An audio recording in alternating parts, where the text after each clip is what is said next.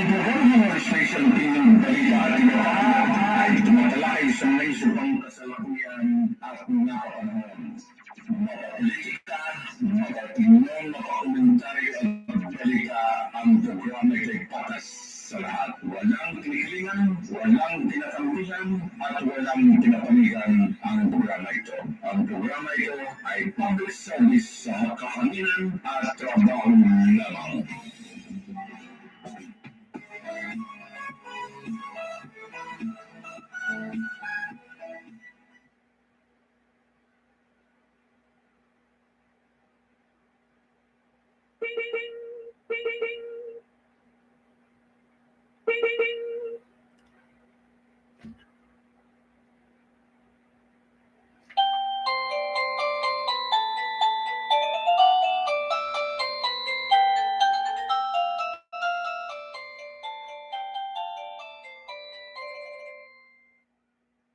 Okay, anong check-in time natin ngayon, no? Okay, hindi pa naman last 7, no? Okay, 54. Okay, pasado po alas 6, mag-alas 7 na. Okay, sa gabing ito mga suki, no? And then, ang kalendaryo natin, anong kalendaryo ba natin? Okay, 29 po ng Nobyembre 2000. Okay. 23. Okay, sa gabing ito mga suki, no? Ayan. So, magandang gabi sa inyo. Okay, good evening po mga suki ko. Okay, sa News Online mga kababayan, no? Okay, dito naman tayo sa ating ADLSNTV Corporation. Okay, sa programa Panggabi mga suki, prime time. Okay, sa programa rin halo-halo special opinion balita at iba pa. Okay, kasama po serbisyo publiko tinig ng mamamayan at saka participation ng mamamayan. Okay, nakihalubilo. Okay, magreklamo po sa programa natin, no? Ayan. So, yan po. Okay. Anong umpisa ng balita natin sa gabing ito, no? Okay, itong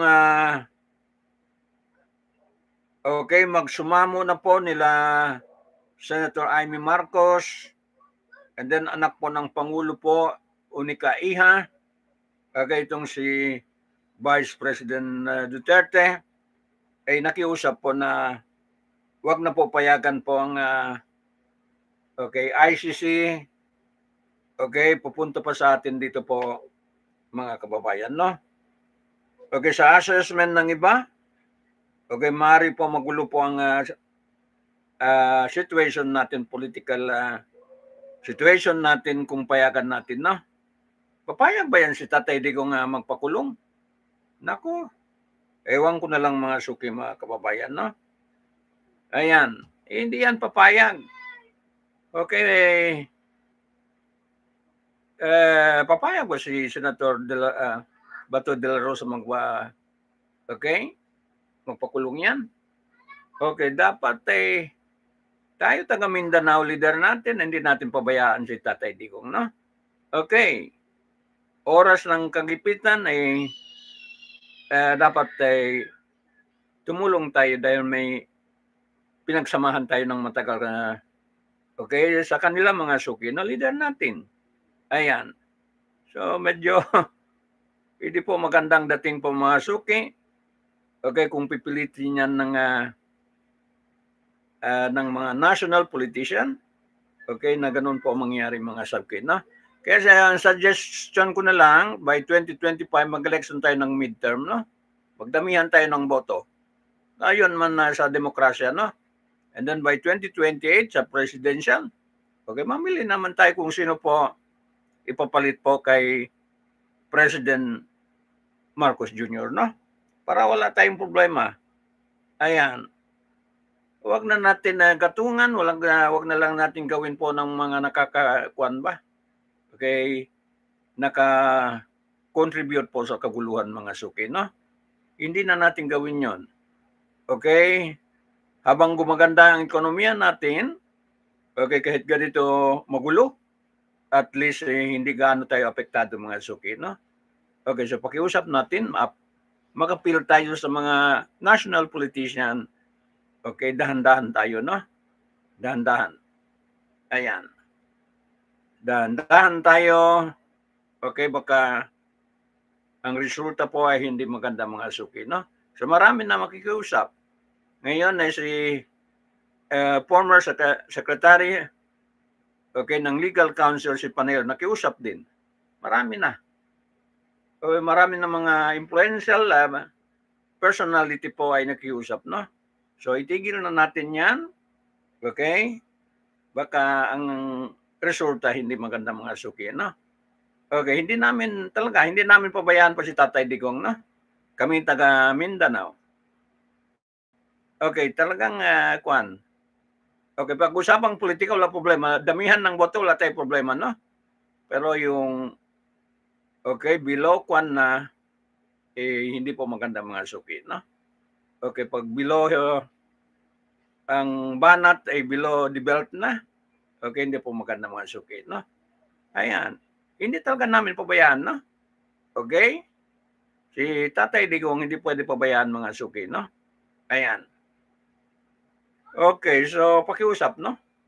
Okay, sa ngalan ng malakas na demokrasya, mag-election tayo sa 2025 midterm. Okay, kung sino ang kandidato, doon tayo nakapokus, no? And then sa 2028, mag-election din.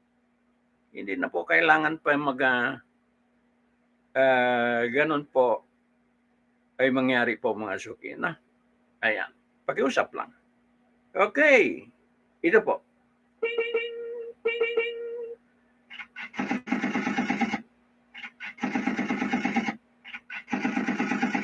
Pakiusap mga suki, no?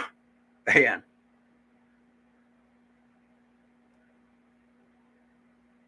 Hindi ba maganda kahinatnan, no? Kung pilitin natin na gano'n, hindi maganda mga suki, no? Okay, tumaas ang balahibo ko. Ayan. Huwag sana mangyari po mga suki. Okay, pakiusap po sa inyo lahat, no? Okay.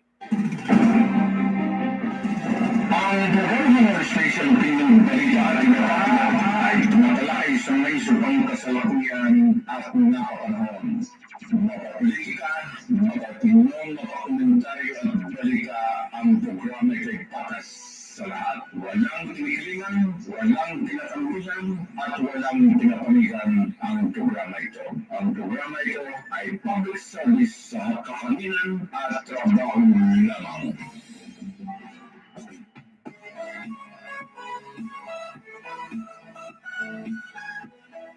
Okay, marami na talagang makiusap, no? Okay, mga influencer na kapwa natin, mga influential Pilipino ay na marami nakiusap, no?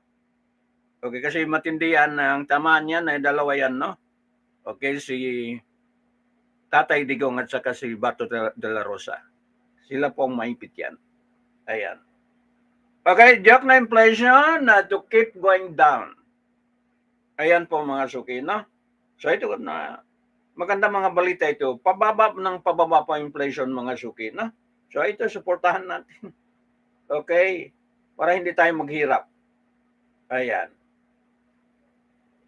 Para hindi tayo mahirap, no? Okay. Itong tulungan natin. Okay, inflation is expected to continue slowing for the rest of the year, and the government is also doing all it can be limit price pressure. Okay, Finance Secretary Benjamin Jokno said on Tuesday. Maganda po. Okay. So, i-maintain na lang hanggang 2024. Okay, headline, inflation is 4.9% in October from 6.1% in September. Jokno told reporter in Malacanang. Ayan po. So, magandang balita. Ayan.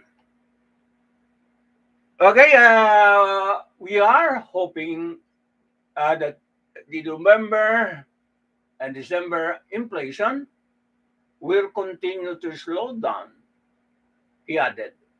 Okay, the finance chiefs did not provide forecast, but said the rate could return to the 2.0% to 4.0% target next year, no?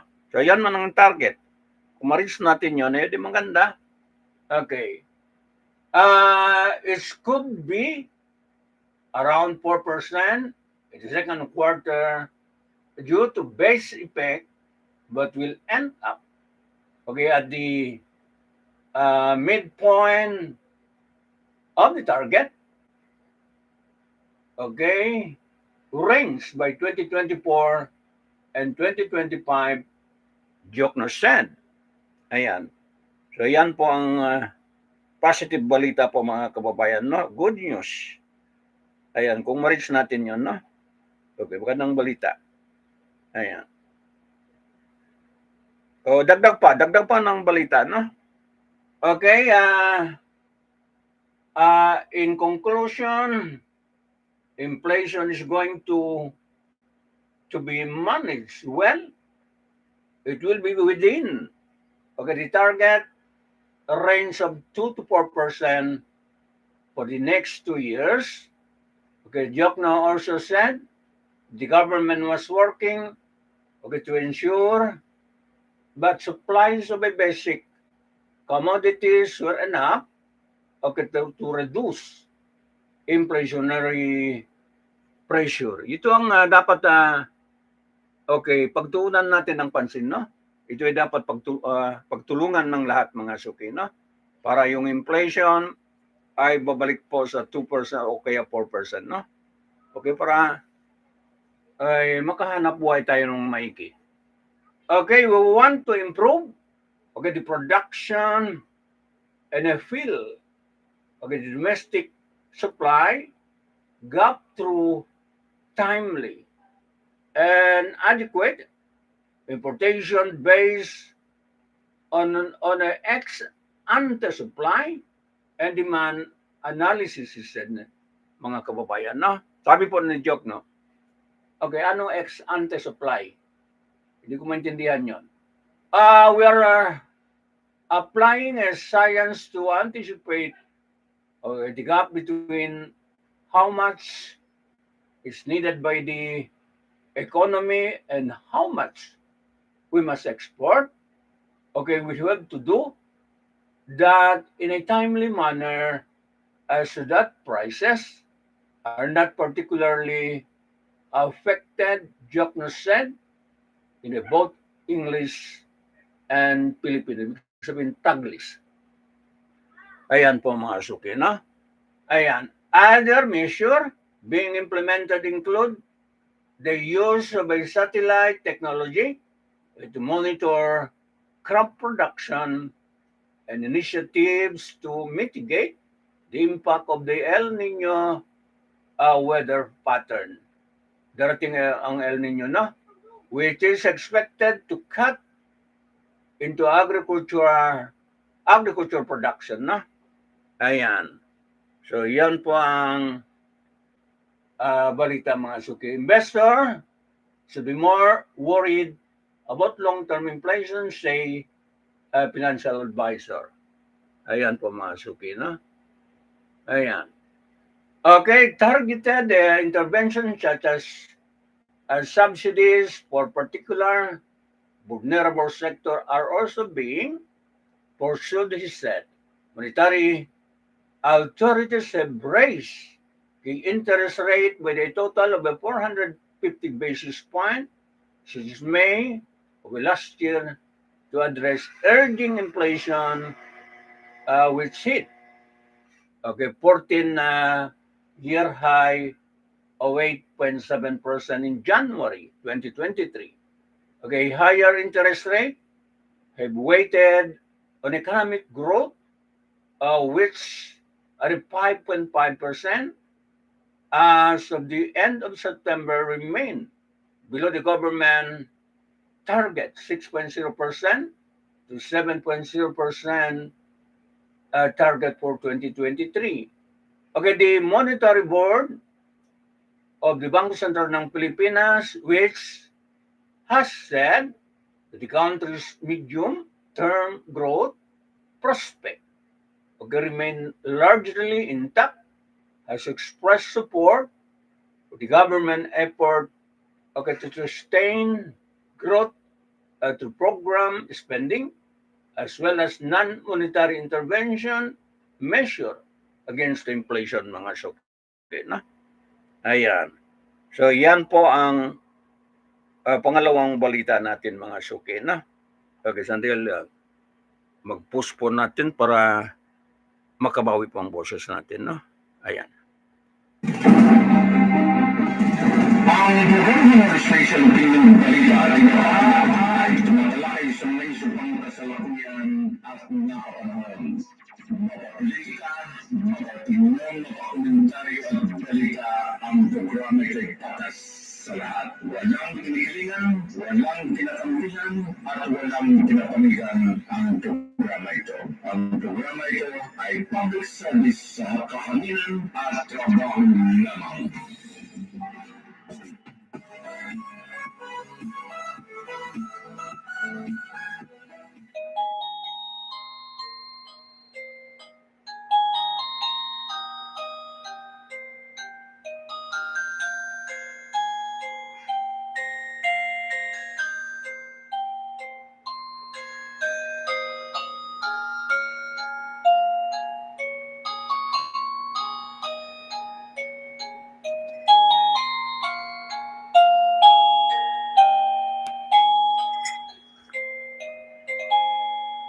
Okay, malungkot po ang tunog na yon kasi mag-aantay po ng Pasko, no? Okay, mag-aantay ng Pasko. Dito po sa Zamboanga, yung mga media po ay meron mga party-party na po, mga kababayan, no? Okay.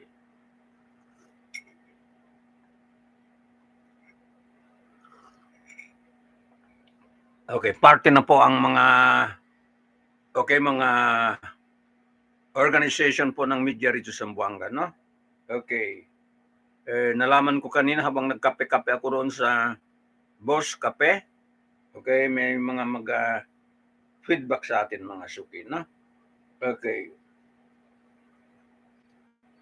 So masaya naman ang mga taga-media, mga suki, no? Okay.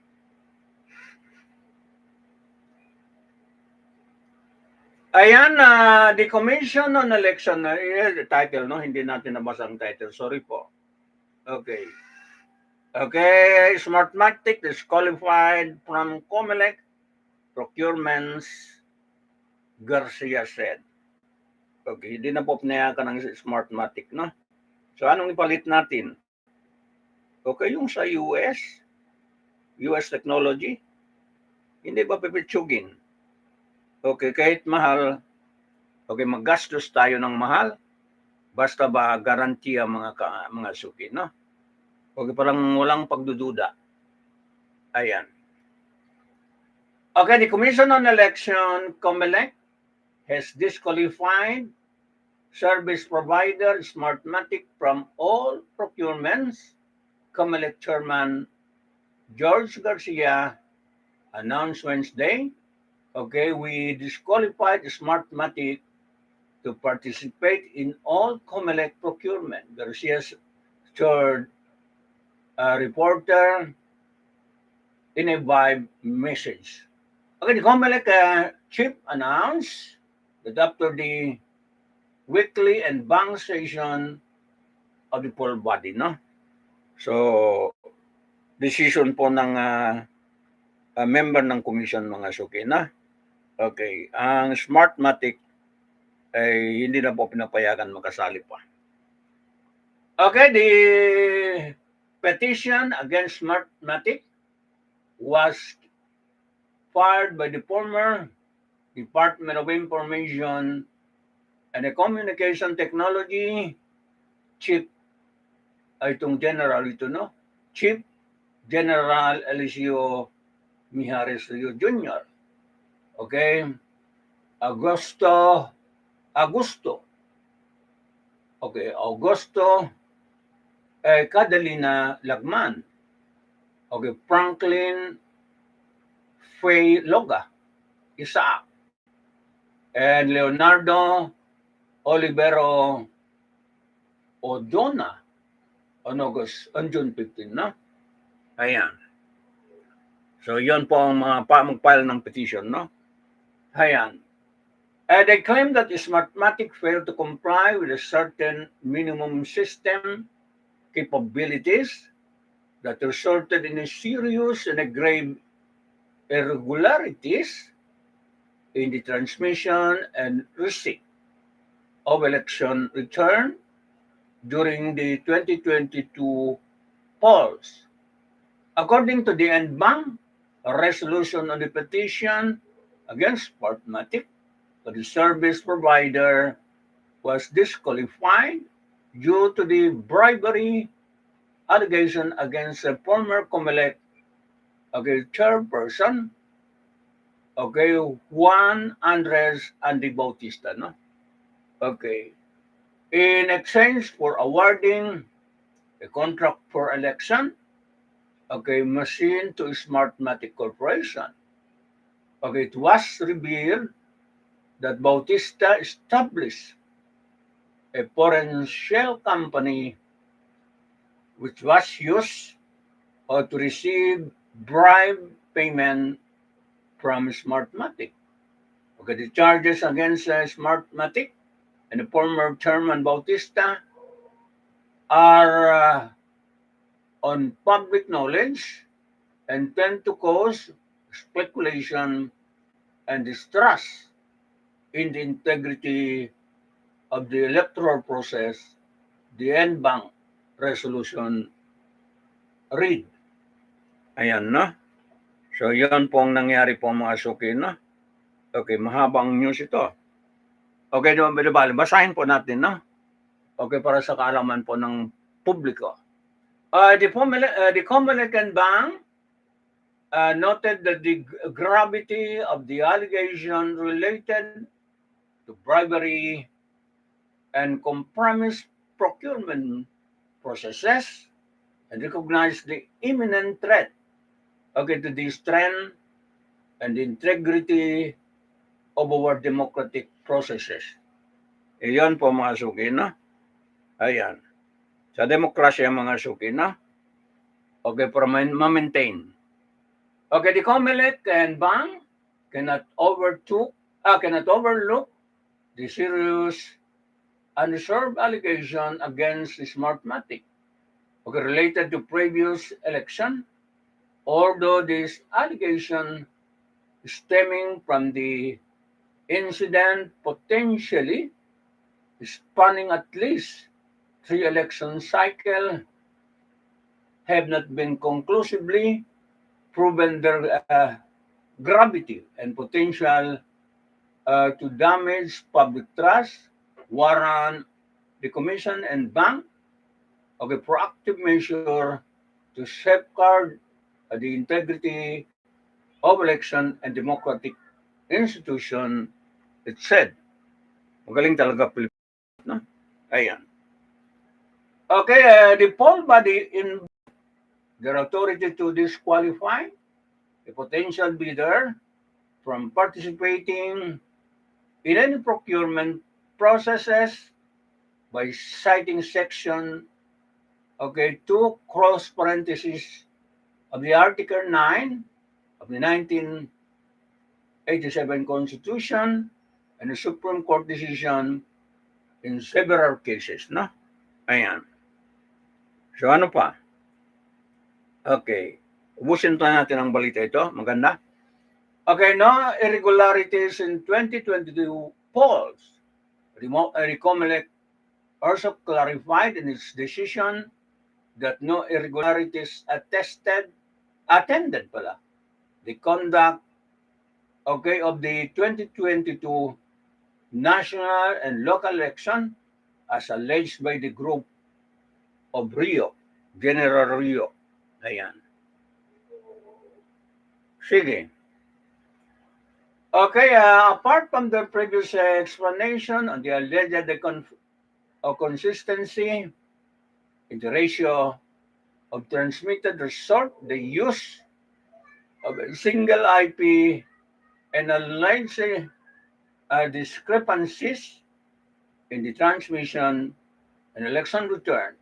The COMELEC cited its conduct of a random manual audit as well as the statement of the petitioner admitted that the parallel count of the Parish Pastoral Council for responsible voting match the transmitted result. So yan po, mag-match yung mga number. Ayan. Okay, despite this, the COMELEC said it will do everything necessary within its power to demonstrate its commitment to electoral integrity and for transparency as this issue raised by Rio Group erode public trust and confidence in the counter-electoral process. Okay, in time with this, the COMELEC reiterated the offer to or a recount of votes by opening ballot boxes chosen by the petitioner. Okay, the resolution was signed by Garcia Commissioner, Socorro Inting, Ray Bulay, Ernesto Ferdinand Masada Jr., and Nelson Celis. Okay, may Masada mo, nasa COMELEC, no? Okay. So, sige. Okay, meanwhile, Commissioner Casquejo, okay, signature was not attached to the resolution because he is on official business, no? So, isa lang ang hindi nakapirma. Nasa lakaran po mga sukit, no? Okay, separate opinion. In her separate opinion, Perolino said, okay, the petitioner failed to substantiate the alleged irregularities during the 2020 polls and concurred with the majority that blacklisting Smartmatic or any prospective bidder cannot be ruled upon due to lack of a jurisdiction as the procurement for future action is still underway. Ayan po, no? Maliwanag. Okay, however, Perolino questioned the en banc consideration of a distant matter, okay, pertaining to bribe charges against Bautista that has been interjected into this case. What it may be proper to take into consideration in the criminal case filed in the United States against Bautista, Perolines said the circumstance does not warrant an outright condemnation of a person or entire involved in the said foreign criminal case. Ayan po mga suki, na? Ano pa? Okay, in the ruling against Smartmatic, based on an issue never properly raised, respondent Smartmatic was surprised of its right to be properly notified of the allegation against it and was not given an opportunity to defend itself from those allegations, Perolino said. Oh, no. Na-complain din po ang ang Smartmatic, no? Ayan, so ipagpatuloy natin ang balita ito, no? Okay, kasi napaka-importante ito, okay, para sa election natin, no? Smartmatic for its part pala, Smartmatic for its part, expressed profound disappointment with the development order. It said it has neither been notified nor received a copy of the COMELEC decision. In a statement, the firm pointed out that it has never been indicted in any country, including the United States, okay, in connection with any election-related contract in its 23 years history. Itong Smartmatic, no? Ayan. Okay, we urge COMELEC officials to conduct this research independently and to show, okay, to the public any indictment against the Smartmatic. We are confident there is no such indictment. The United States, it said, okay, in a statement over the weekend, Smartmatic reiterated it called to the COMELEC to dismiss the disqualification petition against them. Okay, the bidding process for the 2025 automated election. Okay, the firm maintained that the accusation against them are unfounded and that the petitioner, okay, lack of evidence, no? Hindi no? Akala ko lack of evidence. Okay. Okay, the petitioner's clear objective is both political, attempting to delegitimize the government, and commercial supporting Smartmatic competitors. Okay, this claim are unfounded, presented as fact, but lacking any evidence. Okay, Smartmatic said. No? So, paano yan? Paano po gagawin mga suki, no? Okay. So, kino-question po ng lawyer po ng Smartmatic po ang decision ng COMELEC. No, paano yan? Ayan. Okay, bahala na sila, no? Hindi na natin problema. At least nabasa lang po natin ayang balita po mga suki, no? So, sige. Okay, sandali lang. Push muna sandali. Okay, napagod po yung okay, nagbabalita mga suki, no? Ayan. Sige. Ang buong special bilang balita ay tumatalakay sa may subang kasalukuyan at nakapanahon. Mapapolitika, mapapinion, mapakomentaryo at balita ang programa ay patas sa lahat. Walang tinilingan, walang tinatanggihan, at walang tinapamigan ang programa ito. Ang programa ito ay public service sa kakaminan at trabaho lamang.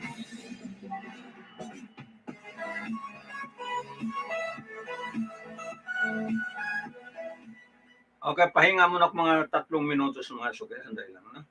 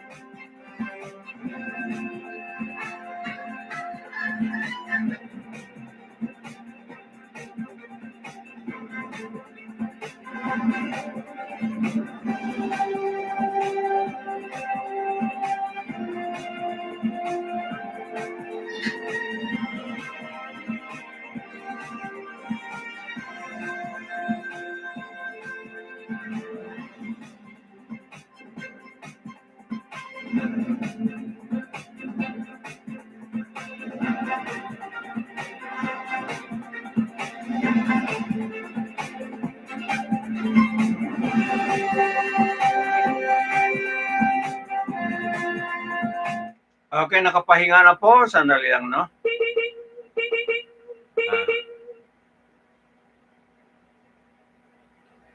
Okay, Senate breaches approval of a 567 trillion budget for 2024. Ayan po mga suki, no? So, basahin po natin ang balita ito, no? Okay, pag-approve po ng budget para sa 2024, no? Daming kwarta. Ayan.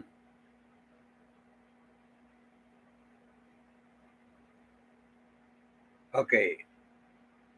Sabi rito sa balita, okay, the Senate on Tuesday passed on a second and a third reading, okay, the 567 trillion pesos proposed national budget for 2024, heading Malacanang certification of the measure and setting aside in on rule, okay, requiring, okay, the tackling and approval of the bill on a separate days within 20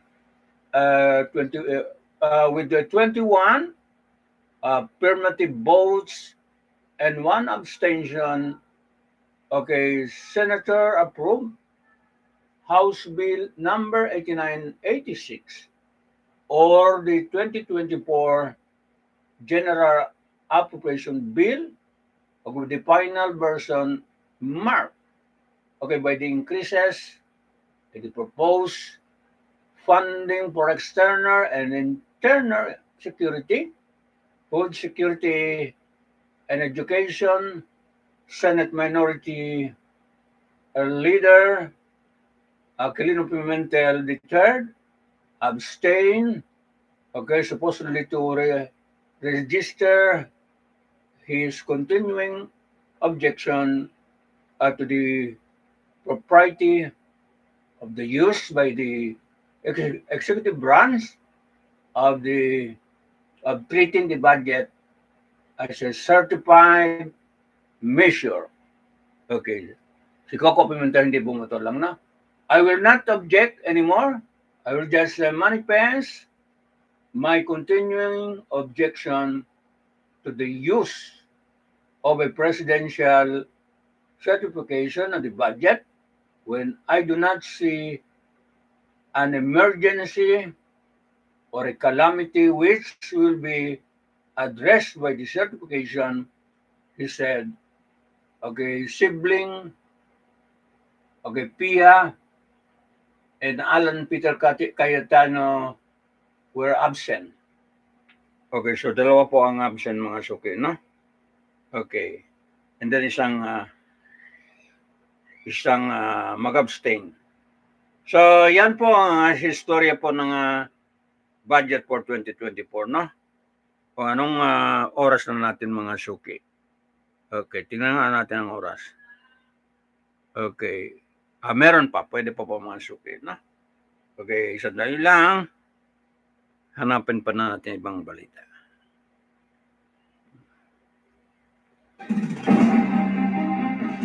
Ang buong administration pinagbalita at inarahan ay tumatalakay sa naisipang kasalukuyan at napapanahon. Mapapolitika, mapatinong, mapakomentaryo at balita ang programa ay patas sa lahat. Walang tinikilingan, walang tinatangkilan, at walang pinapanigan ang programa ito. Ang programa ito ay public service sa kahanginan at trabaho lamang.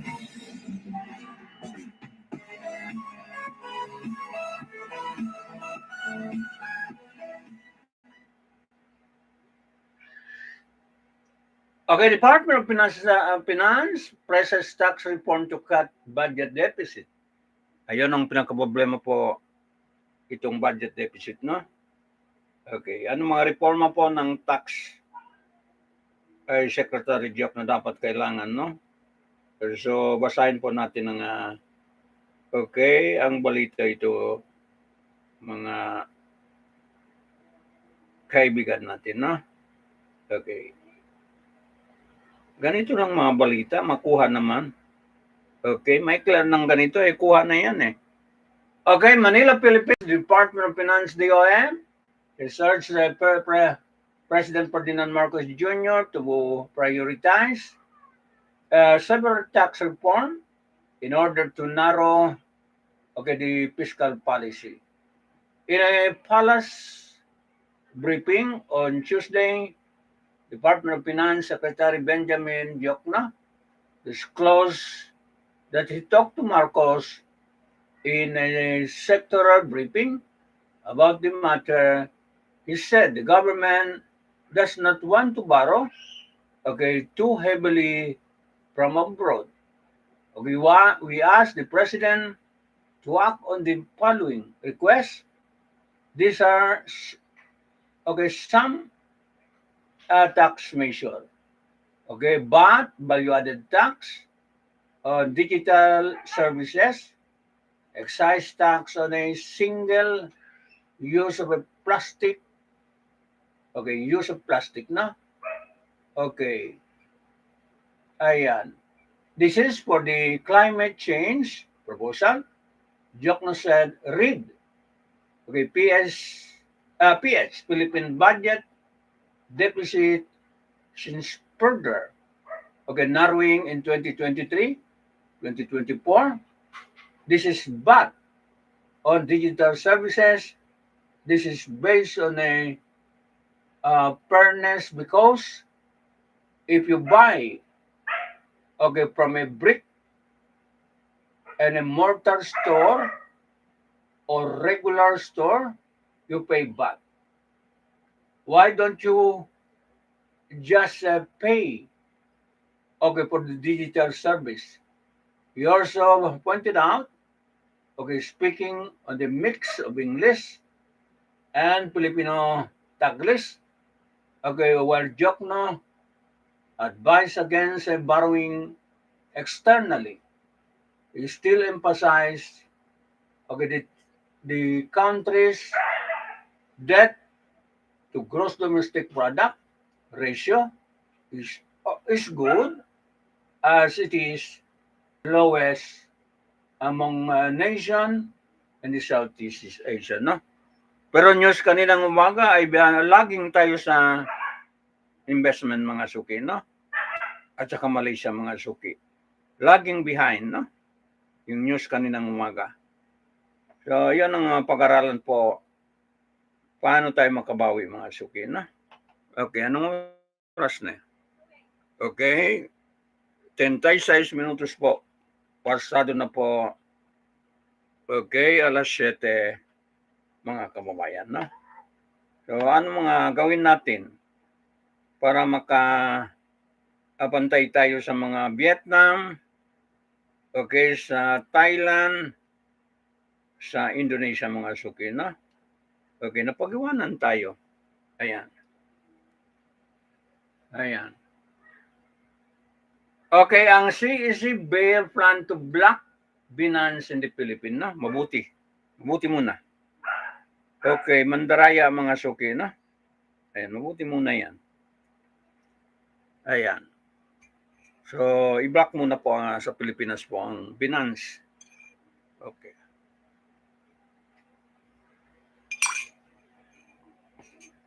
Okay, so yan po, basahin po natin ang detalye ng balita, no? Okay, para ma-aware po ng sambayanan.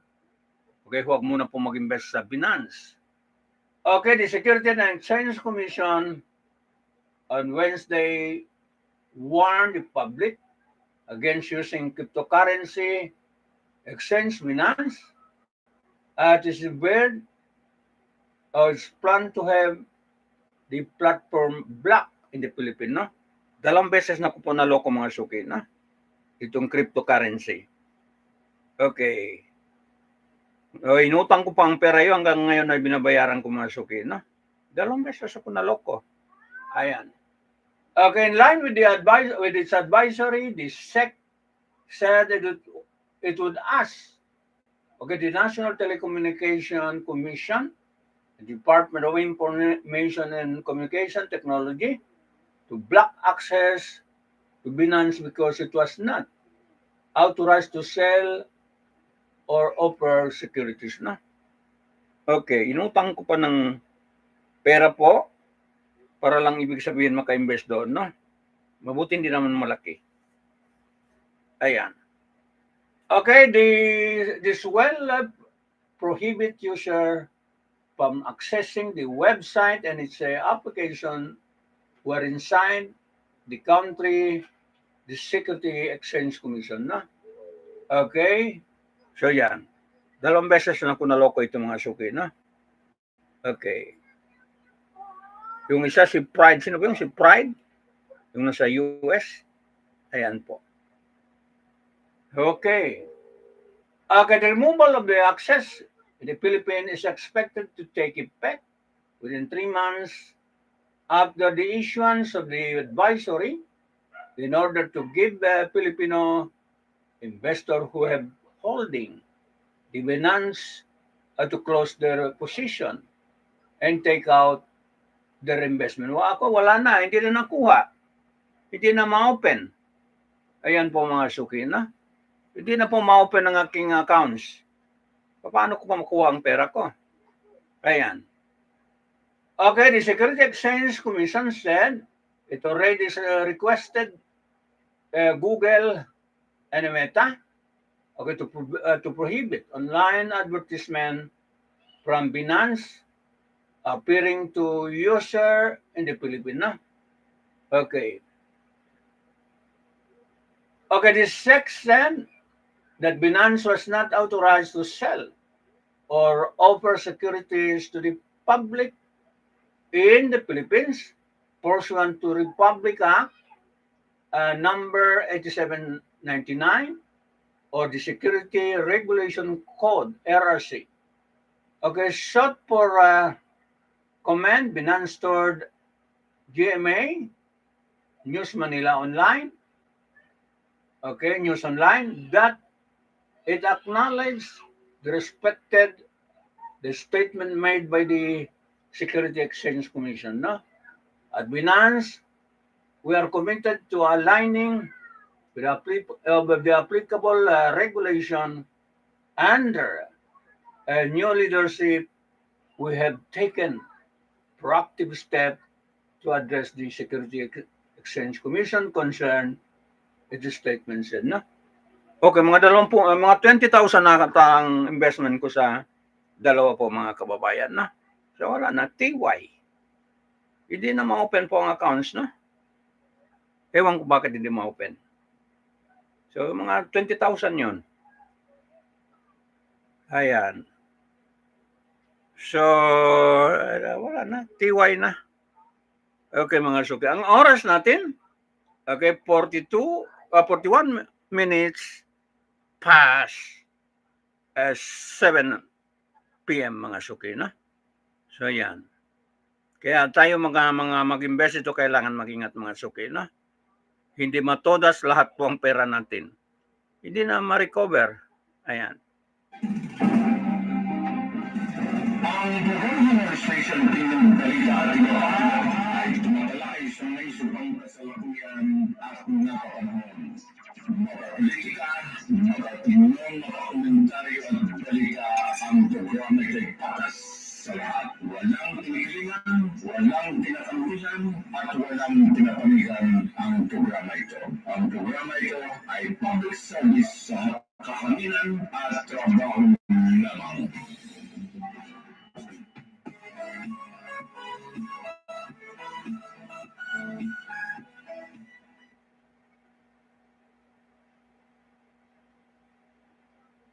Ayan. So, yun po, dalawang news po ni Jok, no? Okay, Department of Finance. Ayan. So, ano pa? Okay. Okay, Globe. Okay, build a new 5G site. Expansion naman mga suki, no? Okay. Grabe.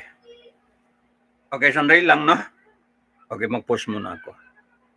May oras pa na natira po mga suki, no? Ayan. Okay, meron pa 10 minuto. Kaya pa ba ito? Ayan.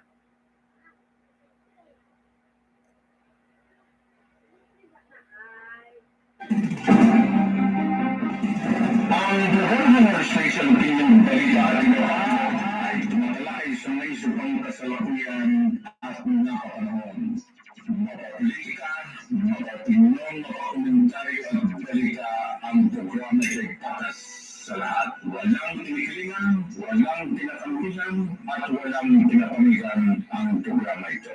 Ang programa ito ay public service sa kakalinan at trabaho lamang.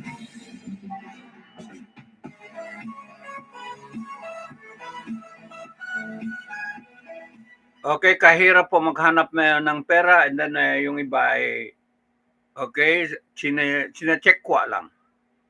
Okay, madali mag-checkwa. Tapos tayo pawisan po maghanap ng pera, no? Okay, so ang iba shortcut lang po paghanap ng pera, no? Nakawin lang sa iyo. Ayan. So, basahin po natin ng balita. Tapos mga sikat pa ng kumpanya po ang pinasukan ng mga yan. Yan pala, okay, Mandurugas mga suki, no? Ayan. Okay, Globe build a new 5G site. Ayan po mga suki, no? Kaya pa ba lang balita ito? Okay, Manila, Philippines. Wireless giant Globe Telecom Incorporated has broadened its outdoor coverage in Metro Manila, Visayas, and Mindanao after sustaining the expansion of its 5G footprint, okay, the country and overseas. In an update, the Globe built it okay, ayan, 716 new 5G site, no? In the 9th month to September, okay, enabling it to raise the 5G coverage to 97.57% in Metro Manila, 92.6% current in the cities in Visayas and Mindanao. Okay, meron na pala sa Mindanao, no? Ayan. Okay.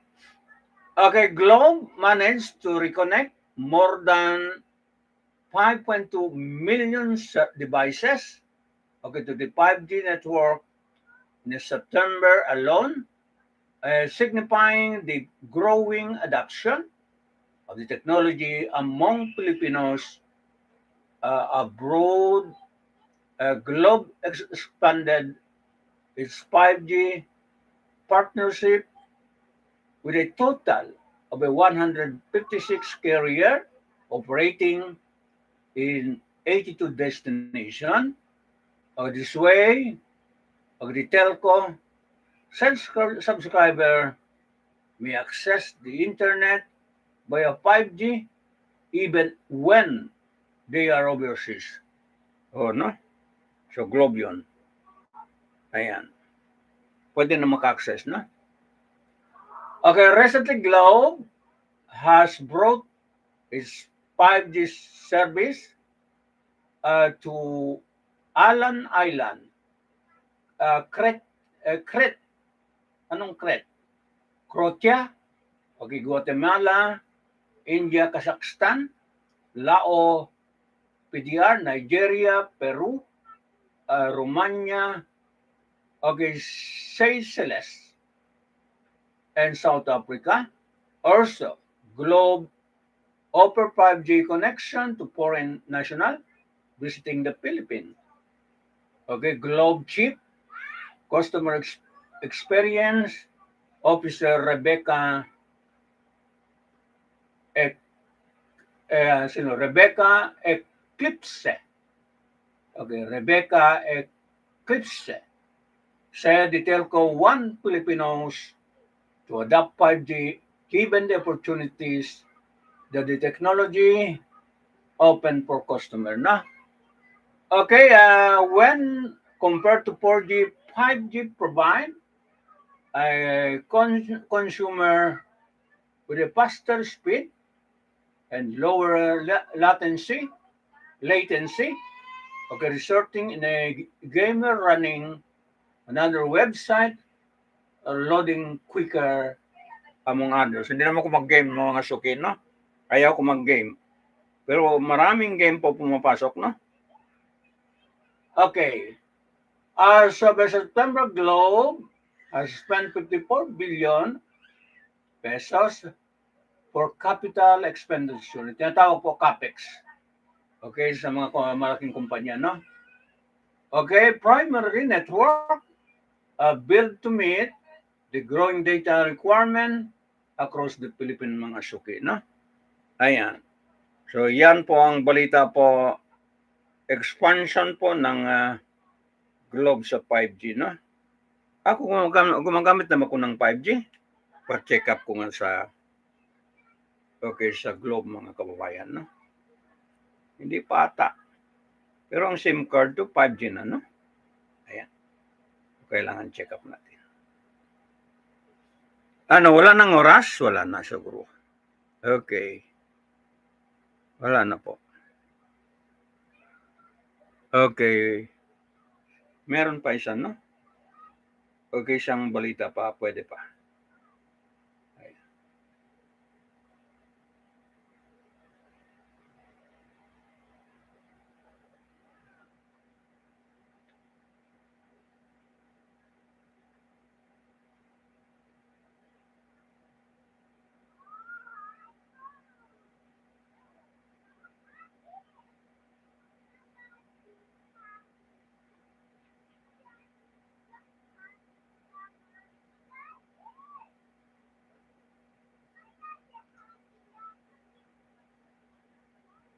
Okay, wala sa stock, no?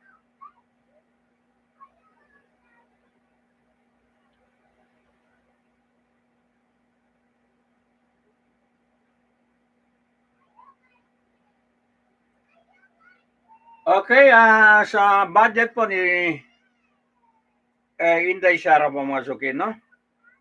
Okay, last na ito, sandali lang po mga suki. Okay, nakikinig sa atin, no? Ayan.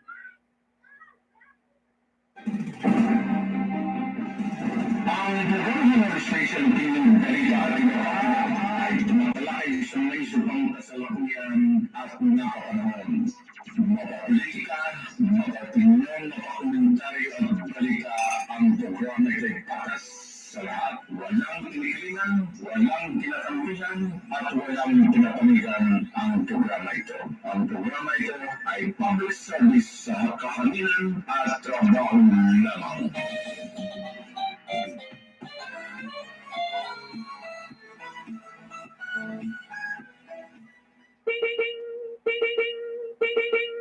Okay, basahin po natin ang problema po. Ito ay umpisa po ng tambalos-los mga suki, no?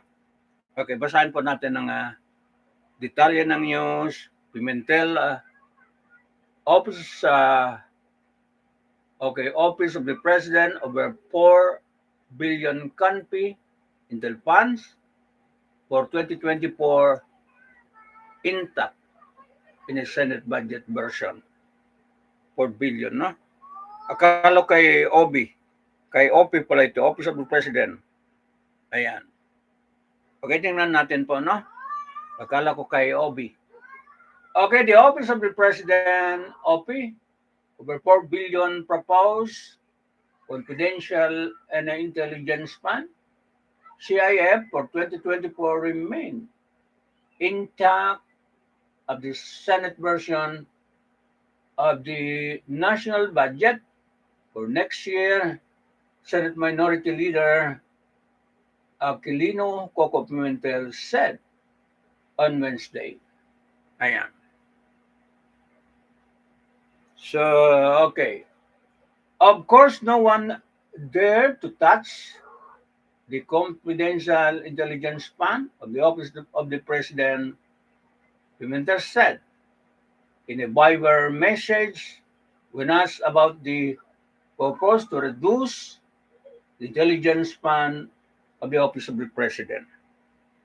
Okay, hindi po tinouch. Sino touch? Okay, Presidente ata mga suki, no? Ayan. Okay, the Senate approved on third and final reading the bill containing the 5.7603 trillion pesos budget for 2024 on Tuesday. During the plenary deliberation on the 2024 General Appropriation Bill (GAB), Pimentel said he has no problem with the allocation of a confidential fund for the Office of the President as it is a civilian agency. Ayan. He said he's not in favor of allocating intelligence fund to the Office of the President because it is not composed of a uniform and military personnel, and the office that are tasked to gather intelligence are already under its direct supervision. Okay, out of the 10.707 billion budget proposed by the Office of the President for 2024, okay, 2.250 billion is tagged as a confidential expenses, where 2.310 billion is tagged as intelligence expenses.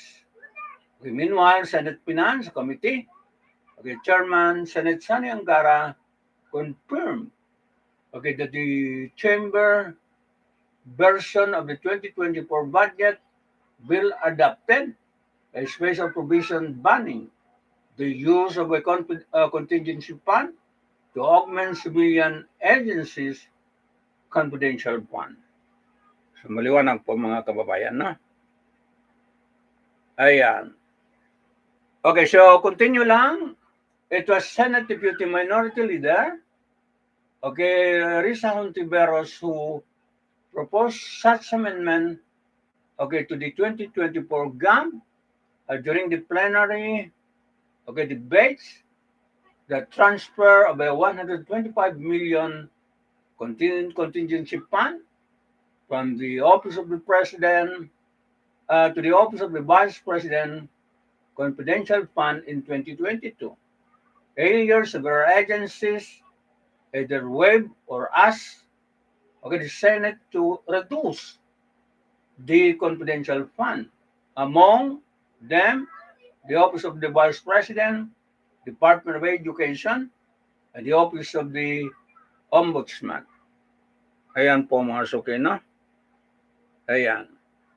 Okay, according to news, more government civilian agencies are now asking for confidential fund under the proposed budget for 2024. 28 agencies have formerly sought confidential fund in their 2024 budget, up from the 21 office asking for such appropriation in 2016. The Department of Budget and Management earlier said a total amount of confidential and intelligence fund across all agencies in the proposed 2024 budget is 10.14 billion, including 4.5 billion for the Office of the President, 2.25 billion confidential, and a 2.31 billion intelligence fund, and 500 million for the Office of the Vice President, no? Ayan, so kunti lang sa Vice President, no? Di umabot billion. Okay. Okay, the 2024 GAB is now at the bicameral conference level, where selected congressmen and senators will reconcile the disagreeing provision of the House of Senate version. Once reconciled, the final version of the GAB will be ratified in the House of Representatives and the Senate. Then it will be sent to Malacanang for President review and approval. Finance Secretary Benjamin Diokno recently said that the President would likely sign the 5.768 trillion pesos national budget for 2024 before his trip to Japan in December. The Asian-Japan Friendship and Cooperation's commemorative summit will happen from December 16 to 18. No? So yan po balita po sa gabing ito mga suki. No? Okay, so 500 million lang. Okay, ang budget po ng anak ng former President Tatay Digong, ang unika iha niya ay 500 million lang, no? Ang CIF po ng okay, anak po na ni President Duterte, no? Kaluoy naman mga suki, no? Okay, kaluoy. So wala kang magawa. Okay, kasi hindi na muna time okay, Tatay Digong, no? Hindi muna time. Ayan.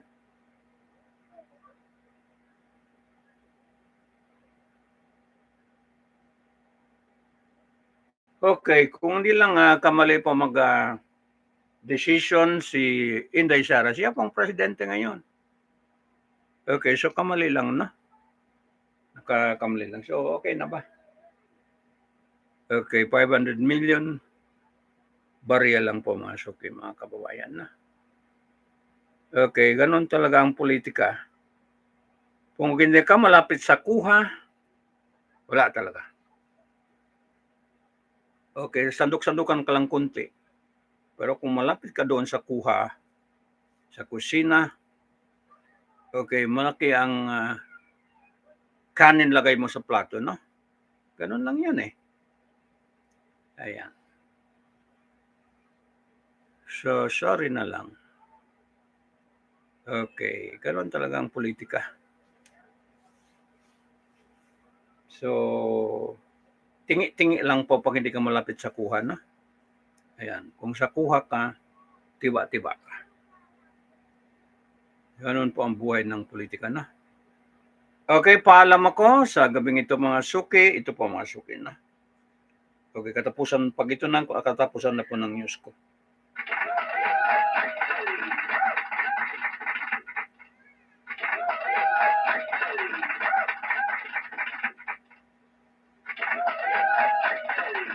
Ang buhay natin na buhay po, minsan masaya, kaya magpalakpak tayo. And then pagkatapos na magpalakpak, tawanan naman ito. Ayan. Ganun ang buhay natin eh.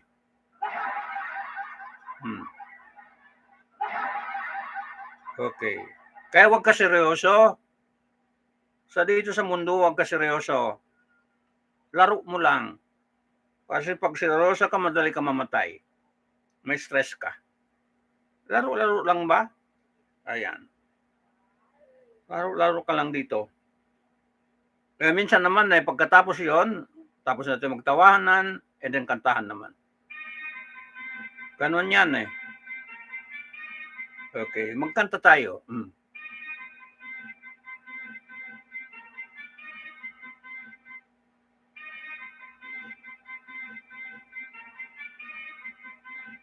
Kaya kompleto ang gadget ko, no? Ayan.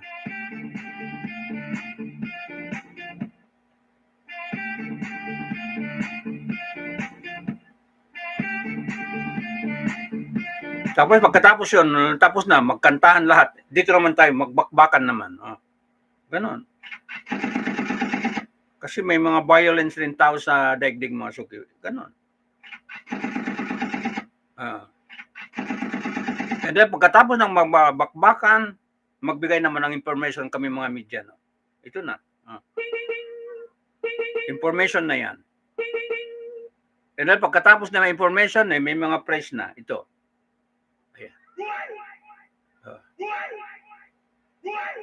Ayan. May mga ito na, oh. Kasi magandang balita namin. Awesome. Meron pa naman may mga kansawan. Pero bihira ko pa rin ang kansawan, no? Kansaw yan.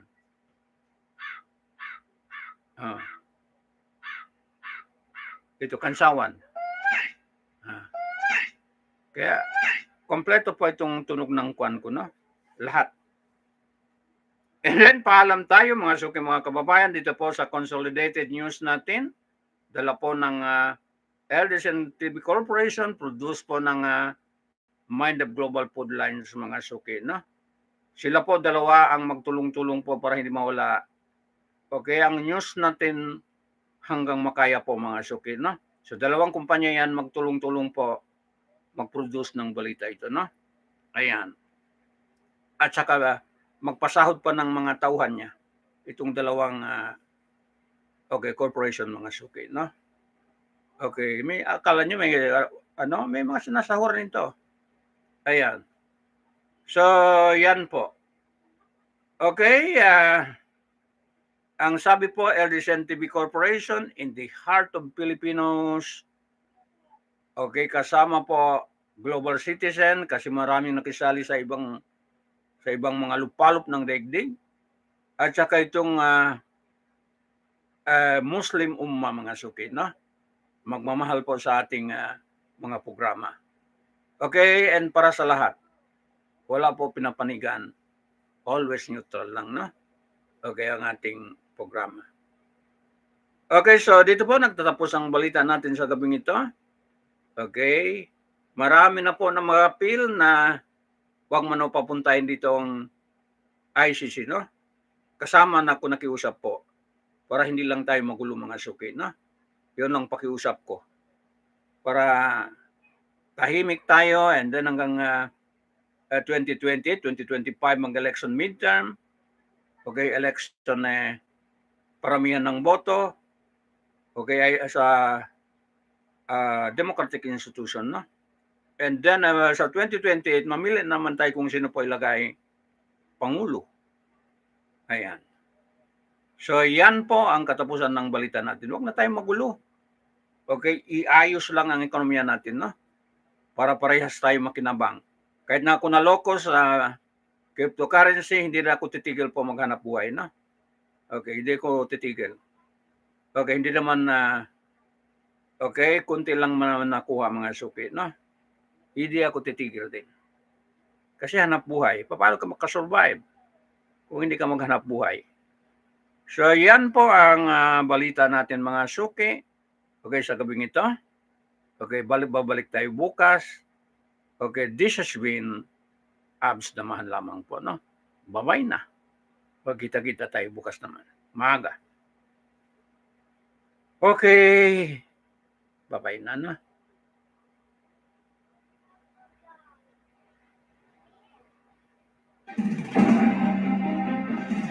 Ang buong station ng balita ay tumatalakay sa may subang kasalukuyan at nakapanahon.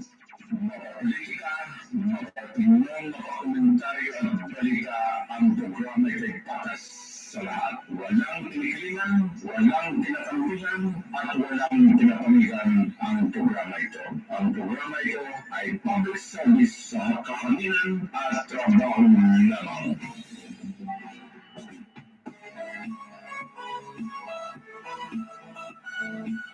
Okay, baka bigyan ako ng Paskwa ni Department of Finance Secretary Benjamin Jokno, no? O kaya si Madam Attorney Cheloy Garapil, no? Naalala ko si Kwan, no? Naalala ko si Martin Andanor mga suki, no? Oy, mabait po sa amin nung siya po diyan po sa PCOO. Napakabait po ni Martin Andanor, no? Okay, hindi makalimot sa mga kapwa niya media. Ayan. Ito ngayon, nakirmit. Ni minsan pa mga kababayan, nakirmit talaga. Ni minsan, hindi ako nakatikim. Okay, nakirmit.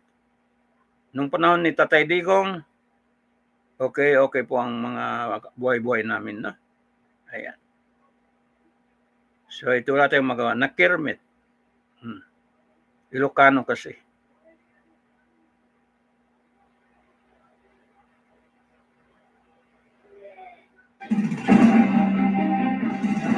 Ang buong station ng balita ay tumatalakay sa may subang kasalukuyan at nakapanahon. Politika, mapagtinong, makakomentaryo patas sa lahat. Walang kinikilingan, walang kinakampihan, at walang pinapanigan ang programa ito. Ang programa ito ay public service sa kakaminan at trabaho lamang.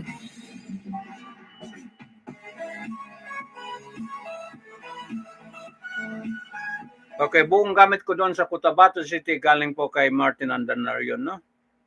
Contribution niya sa akin. Ito, hindi na. Ako na po nagpundar dito.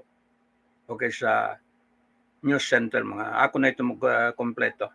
Pero yung doon sa Cotabato, okay, kanya yun. Hindi natin kalimutan, no?